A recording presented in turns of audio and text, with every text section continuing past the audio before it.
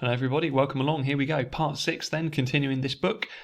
Just as a recap, what happened last time was they basically moved further into the wilds of Guyana, looking for all sorts of different animals. This chapter had a title about cannibal fish, which is all very interesting. They've just finished having their meal in the evening, getting ready for a night before they go off exploring the next day. So here we go. After the meal, we left the table and settled down in hammocks to talk. Tiny told us story after story as night fell. He spoke of his early days on the savannas, when there were so many jaguar around Cannibal that he had to shoot one a fortnight in order to preserve his cattle. He remembered how a party of outlaws from Brazil used to cross the border on horse-stealing raids until he went over to Brazil himself, held up the gang at pistol point, took away their guns, and burnt down their houses. Well, that sounds a bit dangerous, doesn't it? We listened, fascinated. The frogs and crickets started calling, the bats fluttered in and out, and once a large toad wandered in and sat blinking owlishly in the light of the paraffin lamp slung from the roof. When I first came up here, said Tiny, I hired a Makuzi Indian to come and work for me. After I had given him an advance, I found out that he was a Piaman, or a witch doctor. If I had known that before, I wouldn't have hired him, because witch doctors are never good workers. Soon after he had taken the money, he told me that he wasn't going to work anymore. I said that if he tried to go away before he had worked off the money I'd given him, I would beat him up. Well, I couldn't allow that to happen, because he would lose face, and then he wouldn't have any power among the other Makuzi. I kept him until he had stayed long enough to clear off his advance, and then I told him to go. When I did so, he told me that if I didn't pay him some more money, he was going to blow on me, and that if he did, my eyes would turn to water and run out. I would get dysentery, which is like a type of illness, and all my bowels would drop out and I would die. So I said, go ahead and blow on me, and I just stood up and let him blow. When he had finished, I said, well, I don't know how Makizi blow, but I have lived a long time amongst the Akiweo, and I am going to blow on you Akiweo style. So I puffed myself up and jumped around him and blew. As I blew, I told him that his mouth would shut up and he wouldn't be able to eat anything, and that he would bend backwards and on his heels and his head touched until his head touched, and then he would die. Well, I then dismissed him, and I never thought any more about it. I went up into the mountains, hunting, and it was some days before I returned. Soon after I arrived, my head Indian came in and said, Master Tiny, the man's dead. I said, there's plenty of people dead, boy. What man are you talking about? That man you blow upon, he's dead, he said. When did he die? I asked. The day before yesterday. His mouth shut up the same as you said it would. He started to bend backwards, and he died. And he was right, said Tiny, concluding. The man had died, just as I said he would. There was a long pause. But, Tiny, I asked, there must be more to the story than that. It couldn't have been merely coincidence. Well, said Tiny, looking mildly at the ceiling, I had noticed a little sore on his foot, and I knew there had recently been 2 cases of tetanus in the village from which the man had come. Maybe that had something to do with it. So he almost knew what was going to happen to the man and then made a prediction which he knew might come true. So now everyone else thinks he's got some sort of magic powers. Sharing breakfast with the parrot and the hang nest, we discussed with Tiny our plans for the day. Jack had decided that he should unpack the cages, troughs and feeding bowls before starting to catch any animals. Tiny turned to us. What about you, boys? Interested in some birds? We nodded eagerly. Well, come along with me. I might be able to show you a few not far from here, he said enigmatically, which is like mysteriously. Our walk with Tiny through the bush fringing the Rupunini River was an education in forest lore, as, during the next half hour, he pointed out to us a hole in a dead tree trunk, trickling sawdust, the work of a carpenter's bee, the spoor of an antelope, and a magnificent purple orchid, and the remains of an encampment where a party of Makuzi had come to fish in the creeks. Soon he branched off the main path and cautioned us not to talk.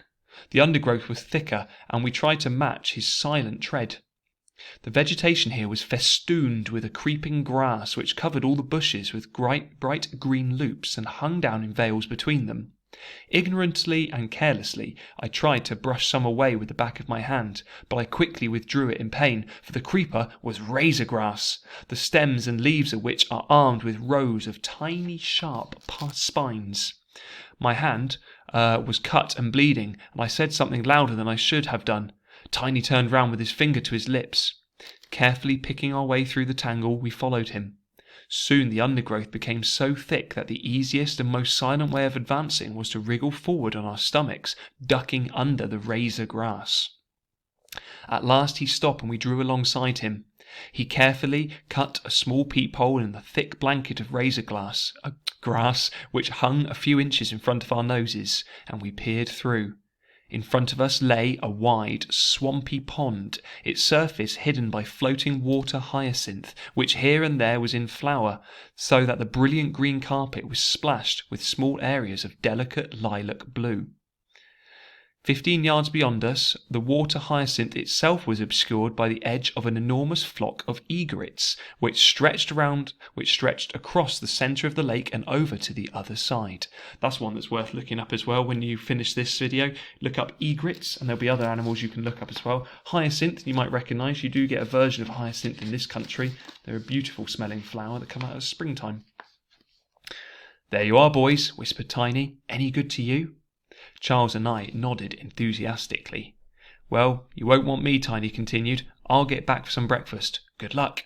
And he wriggled back soundlessly, leaving us, the two of us, peeping through the razor grass. We looked again at the egrets. 2 species were mingled in the flock, great egrets and smaller snowy egrets. Through binoculars we could see them raising their delicate filigree crests as they squabbled amongst themselves. Occasionally a couple would rise vertically in the air, sparring frenziedly with their beaks, only to subside as suddenly as they had risen. Towards the far edge of the lake we could see several tall jabiru storks standing head and shoulders above the other birds, their black naked heads and scarlet dropsical necks standing out vividly amid the pure white of the egrets. In the shallows on the far left there were hundreds of ducks. Some were lined up in pert regiments, each one facing the same way with military precision.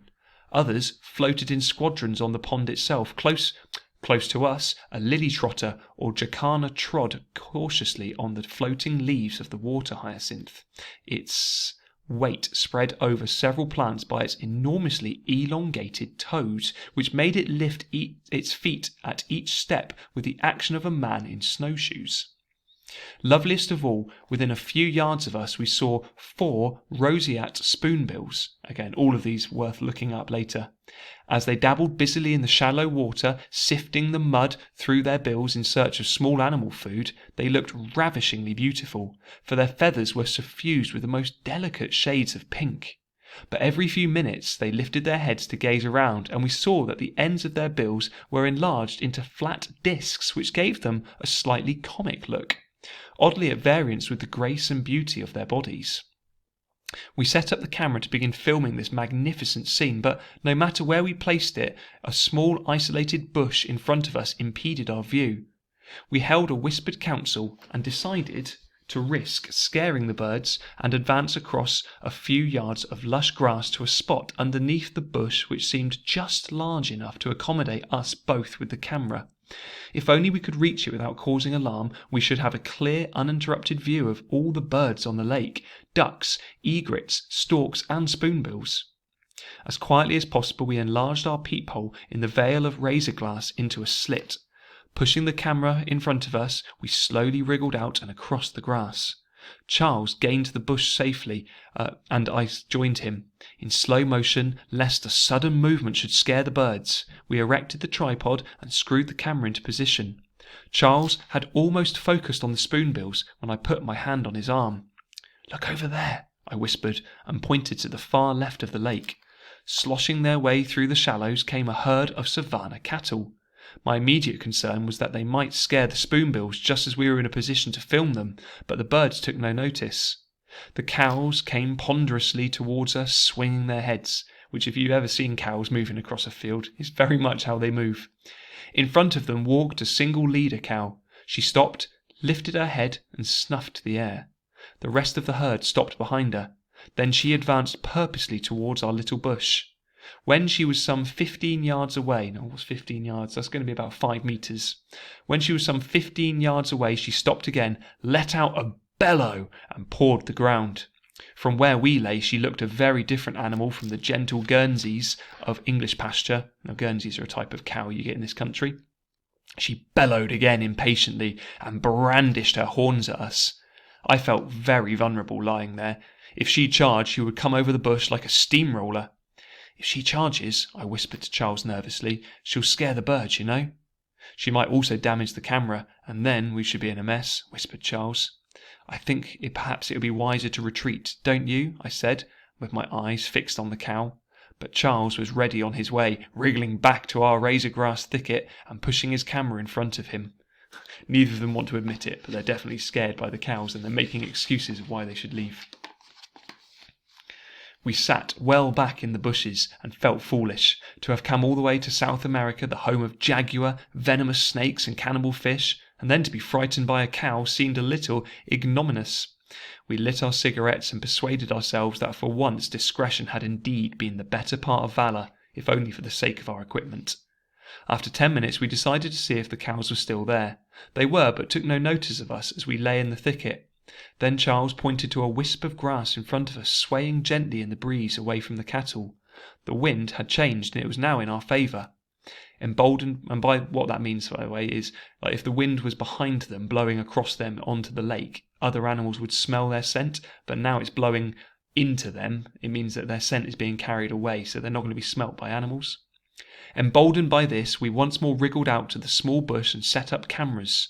For 2 hours we lay there filming egrets and spoonbills, and we watched and recorded a little drama in which 2 vultures found the head of a fish on the margin of the lake, only to be driven from their booty by an eagle, which then became so nervous of a counter raid by the vultures that it could not settle down to eat the head and finally had to fly away with it.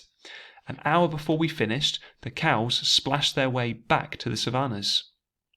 "What a wonderful sight it would be if all these birds took to flight," I whispered to Charles. "Edge your way out of the bush, I'll leap up on the other side, then, as they take off, stand up and film them wheeling against the sky." With great care and moving very slowly so as not to startle the flock prematurely, Charles crept from under the bush and crouched by its side, clutching his cameras. "Right, stand by," I whispered melodramatically, and with a shout I leapt from the bush, waving my arms. The egrets took not the slightest notice. I clapped and shouted, and there was still no movement. This was absurd. All that morning we had crept with infinite stealth through the bush, hardly daring to whisper lest we should frighten the supposedly timid birds, and now here we were, standing shouting at the tops of our voices, yet the entire flock appeared totally unconcerned, and our silence seemed to have been quite unwarranted. I laughed out loud and ran towards the edge of the lake. At last the ducks nearest to me took off. The egrets followed them, and in a great surge the whole white flock peeled from the surface of the lake and swept into the air, their calls echoing over the rippling water. Back at the Cannibal, we confessed to Tiny our fear of the cows. "Well," he laughed, "they do get a bit skittish sometimes, and I had to run for it myself before now." We felt our reputations had not yet been irretrievably lost. And that's where that part of the chapter ends, which is why that little symbol is there. And now we'll read on next time to see more of these animals. In the meantime, why not look up some of these different types of animals that you've heard me talking about today? Obviously, they're egrets and so forth. So over to you guys. Hopefully see you soon. Take care and bye-bye.